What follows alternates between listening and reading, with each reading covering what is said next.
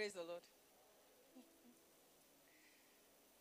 I stand here to testify to the goodness of God, to the faithfulness of God in my life. When Pastor Deji was preaching during the second service, he said something about things that God tells us to do sometimes do not make sense. And if you are sensitive to God, you know that when it doesn't make sense, then you should know that that is God. Sometime last year, or for some time, I had actually been trying to change my car. So towards the end of last year, I made up my mind that I was going to sell it maybe by January. But I remember one day I was praying, I was having my quiet time actually, and the Lord spoke to me. He said, I shouldn't sell it, that I should give it. I said, okay.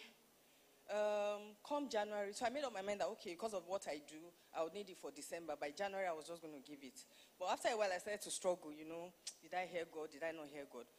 But towards the end of wine pressed, I think 2 days to the end of wine pressed, I just sent it to church.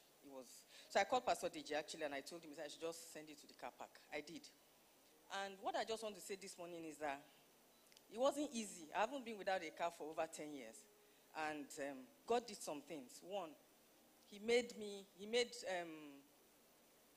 available for me money to do Uber.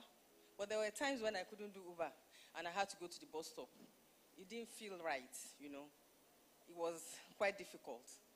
2 things happened before God, showed up for me. One evening, I was going to take a bus, and rain fell and beat me from my head to toe. I was drenched in rain, and I was like, okay, God, I'm just reminding you. 2 days after, I went to the bus stop again, because I was a bit rich at that time. And I stood. It's bad enough for me to go to the bus stop, and then it's worse for me to stand.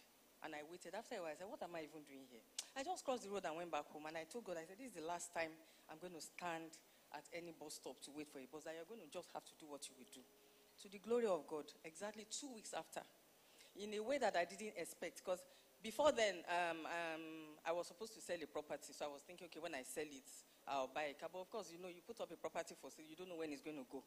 So I didn't know how God was going to sort it out. The way God sorted it out, only him could have done it. One, he raised people. A dime I did not pay on that car. The person that sold the car to me said I should just raise 75% of the money. The remaining 25% I can pay over a year. In 1 week, we started the conversation on a Sunday. I was able to raise the money within that. By that Friday, Good Friday, I drove that car to this church. I just want to give God the glory. Praise God.